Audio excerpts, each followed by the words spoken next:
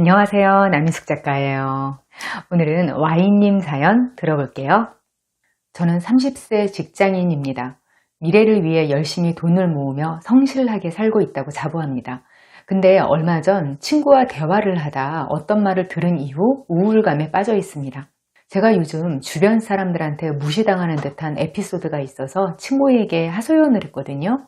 그랬더니 저에게 좀 부티나게 하고 다니라는 등 여러 이야기를 해주었습니다. 다른 이야기들은 솔직히 귀에 잘 들어오지 않았고 부티나게 하고 다니라는 말이 좀 충격이었습니다.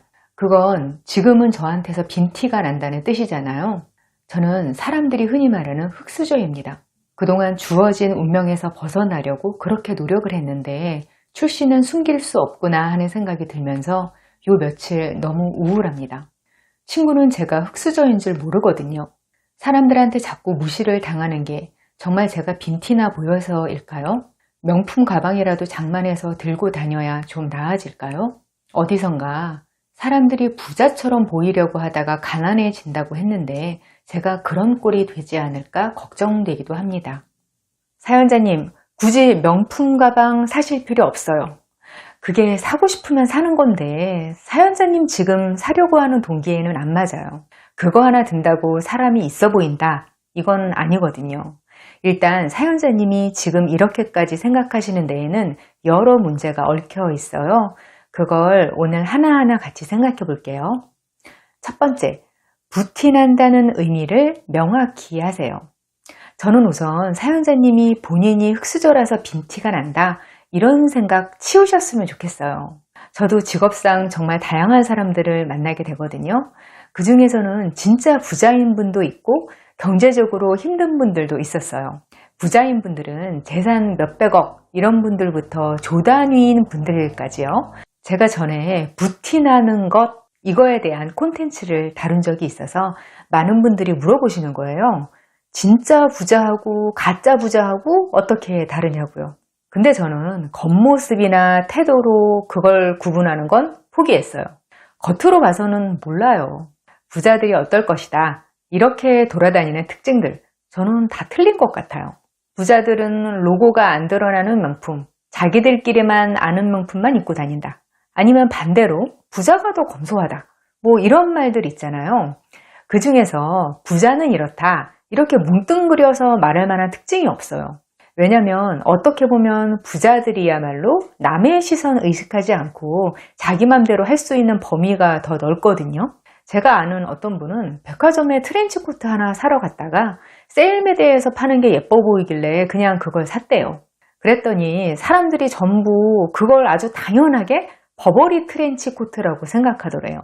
저렇게 돈 많은 사람이 못 보던 트렌치코트를 새로 입고 오니까 당연히 버버리 거겠지. 뭐 그런 거죠. 그런 반응을 보고 문득 내가 굳이 명품을 살 필요가 있을까? 그런 생각이 들더라고 하더라고요. 명품이라는 게 무조건 질이 좋을 거라고 생각하기도 하는데 의외로 그렇지가 않아요. 영미권에서는 이걸 럭셔리라고 표현하잖아요. 직역을 하면 사치품이라고 할 수 있는 건데 사실 그게 더 의미에 맞아요. 가격이 질하고 정비례해서 좋으면 그건 사치품이 아니죠. 예를 들어서 운동화는 대개는 발이 편하려고 신는 거잖아요. 근데 운동화는 럭셔리 브랜드에서 나온 거일수록 더 불편할 가능성이 높아요. 그런 운동화들은 발이 편한 게 목적이 아니라 운동화라는 아이템이 주는 스타일이 목적이에요. 발이 편한 운동화는 움직임에 따라서 구겨지면서 같이 구김이 가거든요. 럭셔리 운동화는 그런 구김이 안 생기고 모양이 유지돼요. 왜냐면 내 움직임에 따라서 구부러지지 않거든요. 얘네들은. 모양만 운동하지 가죽으로 딱딱하게 만든 구두 같은 거예요. 이런 건 많이 걷는 사람들이 신는 게 아니에요. 부자들 중에서도 그 불편한 걸 굳이 감수하고 싶지 않다. 이런 사람들이 있을 거잖아요. 진짜 부자들은 어차피 자기가 누구인지 이미 아는 사람들만 만나려고 하니까 옷차림이나 겉모습, 씀씀이 이런 걸로 자기가 어떤 사람인지 표현할 필요가 없어요. 그래서인지 정말 마음대로 입는구나 이런 생각이 들더라고요. 딱 차려입는다. 그런 자리에서도 우리가 뭐 드라마에서 보는 것처럼 전형적이게 세련되고 부티나 보이게 입고 뭐 그런 거 없더라고요. 그것보다는 내가 어떻게 입어도 그게 귀티나 보일 거다라고 생각하는 그런 생각이 더 강한 것 같아요. 멋의 기준이 훨씬 더 주관적이에요. 그러다 보니까 사람들이 떠올리는 전형적인 부티, 전형적인 귀티 이런 거하고 일치하지 않는 경우도 꽤 많은 거죠. 그리고 엄청난 돈이 있어도 돈이 아깝다라는 생각을 항상 갖고 있는 사람이 많아요. 예전에 어떤 분하고 차를 같이 타고 이동할 때가 있었는데 운전하는 분이 굉장한 자산가였거든요. 대화하면서 같이 가다가 이분이 갑자기 사색이 되면서 비명을 지르는 거예요. 저도 너무 놀라서 뭐 무슨 일이냐고 하니까 자기가 깜빡하고 유료 도로로 들어왔다고. 그게 그때 2,000원이었나? 뭐 그랬을 거예요. 그거에 그분이 잠깐이나마 정신적 타격을 받는 모습을 보고 제가 좀 충격을 받았던 기억이 나요. 본인이 돈을 쓰기로 마음먹은 분야에 몇 억 쓰는 건 안 아까운데 내 의지가 들어가지 않은 분야에서 돈이 새는 건 아까운 거예요. 그 아까운 영역을 겉모습에 투자하는 거라고 생각하는 분들도 꽤 있거든요. 그런 분들은 겉보기에 부티가 날 가능성이 별로 없죠. 부티 난다 하는 건요, 실제로 돈이 많은 티가 난다, 이거하고는 사실 다른 개념이에요. 이건 취향의 일종이라고 보면 되는 것 같아요. 요 몇 년 동안 패션계 유행이 올드머니 룩 이거거든요. 올드머니라는 게 뭐냐면 벼락부자가 아니라 그 대대로 금수저 집안이다 이건데요. 딱 랄프 로렌에서 백인 모델들이 입고 나오는 화보 그 느낌이에요. 이걸 바꿔 생각해 보면 실제로 돈이 있고 없고를 떠나서 부자 느낌이 나는 스타일, 이게 따로 있는 거예요. 돈이 많아도 올드머니 룩 저거 촌스러워 보여, 나는 더 힙하게 입을래, 그러면 발렌시아가에서 나오는 너덜너덜한 옷 입는 거예요. 이런 이야기들을 다 종합해 보면 뭐냐면 겉모습으로 부티가 있고 없고를 판단하는 건 어렵다. 따라서 사연자님이 흑수저라는 게 빈티나는 겉모습하고 직접적인 인과관계가 있다고 생각하는 건 좀 아니다. 그런 말씀 드리고 싶은 거예요. 지금 사연자님이 생각해 보실 수 있는 건 뭐냐면요. 내가 지금 부티나 보일 필요가 있는가?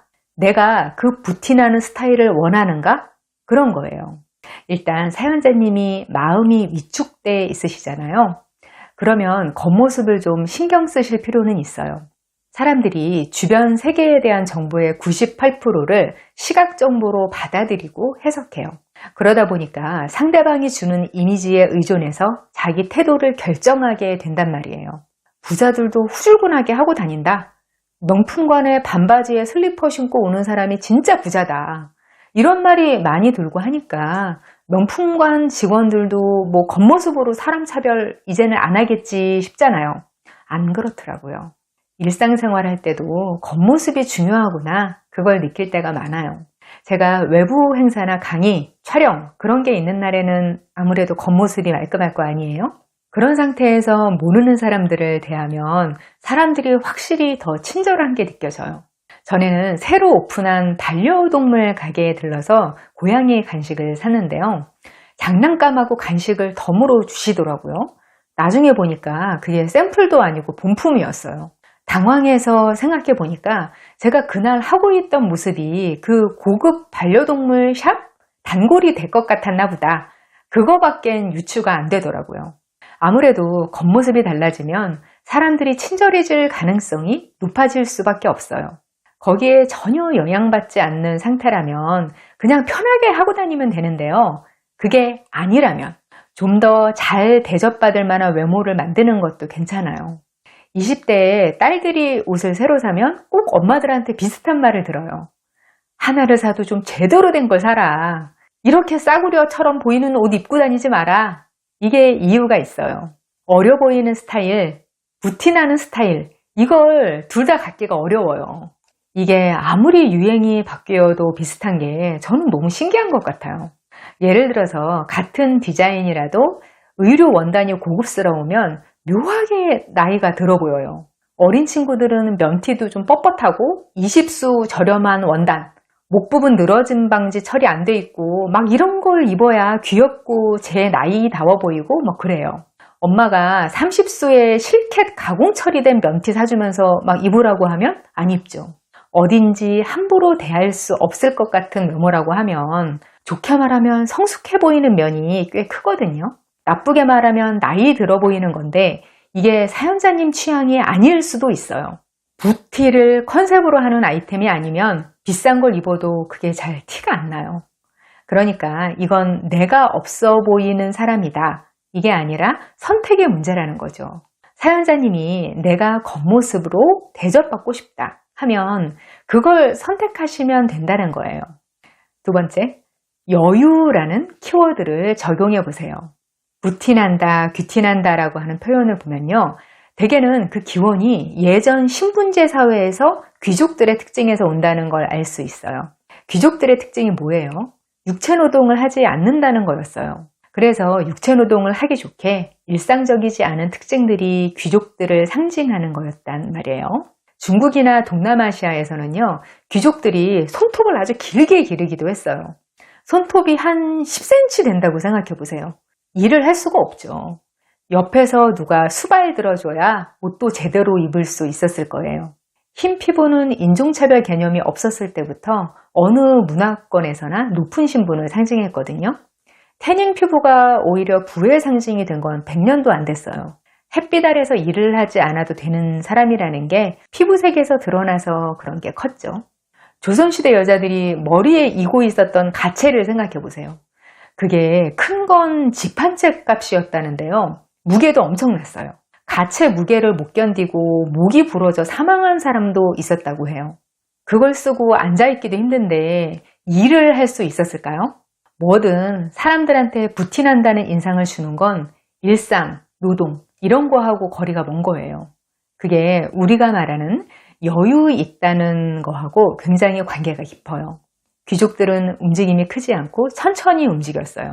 왜냐하면 몸을 움직일 일이 있으면 다 아랫사람 시키면 되니까. 그래서 사람이 쫓기는 듯 보이지 않고 여유 있어 보이면 부티가 나 보여요.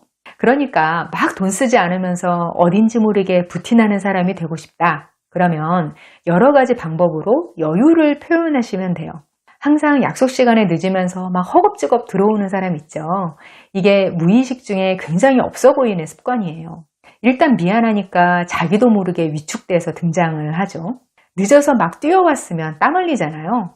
땀 흘리는 것도 노동, 일상 이런 거하고 가까운 요소잖아요. 우리가 지금 이야기하고 있는 귀티하고 거리가 먼 거예요. 미리 도착해서 땀 식히고 시간에 맞춰 딱 들어가는 거. 어딘지 모르게 귀티나 보이는 사람들이 이렇게 하더라고요. 그리고 귀족들은 항상 발언권이 있었잖아요. 자기가 말하고 싶을 때 말할 수 있는 권리가 있을수록 신분이 높은 사람이었어요. 그러니까 말할 기회가 생겼을 때 급하게 할 말을 해야 되는 하층민하고 달랐죠. 그래서 소통할 때 적당한 속도로 또박또박 말하면 어딘지 모르게 무시할 수 없는 사람처럼 보이죠.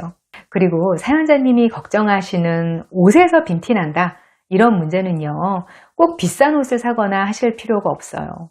겉모습에도 이런 여유를 적용해 보시면 돼요. 너무 노동에 적합한 차림은 좀 지양하시는 게 좋겠어요. 거칠에만 신경 써서 불편하게 입어라. 이게 아니라 사연자님이 힘들어 하시는 부분을 보완하는 방법을 말씀드리는 거예요.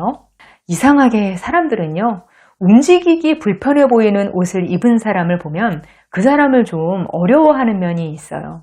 옛날 귀족들이 입은 옷들을 보면 혼자 입지도 걷지도 움직이지도 못하는 옷이 많았죠. 노동하고 거리가 먼 옷이었던 거예요. 진짜로 불편한 옷을 입으라는 게 아니라 그런 이미지인 옷을 입으면 돼요. 후드티보다는 재킷을 입는다. 이런 식인 거예요. 그리고 같은 옷이라고 해도 관리를 해서 입으면 이런 여유가 또 적용이 돼요. 같은 옷이라도 다림질해서 입는 거. 이게 그런 효과가 있어요. 옷이 구겨진다는 건 노동, 일상하고 관계가 깊은 거거든요. 똑같은 옷이라도 구깃구깃하면 그게 사연자님이 걱정하시는 빈티나는 차림이 돼요. 비슷한 맥락에서 옷에 보풀 나는 거, 그것도 관리하시면 좋겠어요. 마블 영화 시리즈에서 토르하고 같이 나오는 로키 있잖아요. 그 역할로 유명한 배우가 톰 히들스턴인데요. 그 배우가 같은 코트를 계속 입어서 화제가 된 적이 있어요. 그 옷을 얼마나 마르고 닳도록 입었는지 보풀이 엄청나게 일어나 있는 거예요. 그 유명한 할리우드 배우가 너무 없어 보이게 입는다. 옷 좀 사 입어라. 이런 반응을 불러일으키면서 화제가 된 적이 있었어요. 근데 그 반응이 대체로 호감이었거든요. 왜냐면 톰 히들스턴이 아무리 없어 보이는 옷을 입는다고 해도 누가 그 사람을 빈티난다고 생각하겠어요. 이미 부자인 거 다 아는데. 오히려 사람이 소박하다. 뭐 이런 식으로 호감이었죠. 이건 반대로 생각해 보자면 보풀 일어난 옷이 그만큼 부정적인 의미라는 거예요. 옷에 보풀이 일어난다는 건 그 옷이 오래되기도 했지만 입고서 많이 움직였다는 뜻이기도 하잖아요. 그것도 노동과 일상의 흔적이에요. 보풀이 너무 심하게 일어나는 옷은 애초에 사지도 말고 보풀 제거기 같은 걸로 관리하면 좋겠다 싶어요. 보풀 제거기 쓰면 옷이 깎여 나가긴 하더라고요. 이 옷은 이제 그만 입어야겠다. 그럴 때 마지막 몇 번 수명 연장이 된다는 그런 느낌이에요. 제가 예를 들어서 말씀드린 것 말고도 노동과 일상에서 먼 여유, 이걸 표현할 수 있는 요소들을 적용해 보시면 그게 돈 안 들이고 부티나는 게 되거든요. 사연자님도 그냥 내가 흙수저라서 티가 난다 이렇게만 생각하지 마시고요. 이런 부분들을 적용해 보시면 좋겠어요. 최종적으로는 이런 거 신경 안 써도 되는 상태가 되는 것, 이걸로 삼으시면 좋겠죠.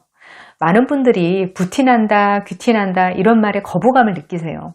근데 이건 부자인 것을 드러낸다 이런 의미가 아니거든요. 무의식적으로 마냥 편하게 대할 수 없는 것 같은 분위기가 난다 이런 의미인데요. 이런 원리를 알아두시면 내가 내 태도나 스타일을 자의로 선택할 수 있겠죠. 그리고 중요한 건 사람이 진짜로 부자인 사람도 빈티가 나 보일 수 있더라 이거거든요. 부티의 원리가 여유라고 했는데요. 돈이 있으면서도 여유는 없으신 분들도 꽤 많아요. 내면에서 여유를 찾고 타인에게 관대할 수 있는 태도, 이게 진짜 부티나는 거예요. 이 영상 보시는 우리 숙숙님들 모두 부티나는 그리고 귀티나는 진짜 여유 있는 분들 되시기를 바랄게요. 저와 더 깊은 소통 원하시면 네이버 카페 어른성장학교로 오세요. 저는 다음 이 시간에 여기서 다시 만나요. 기다릴게요.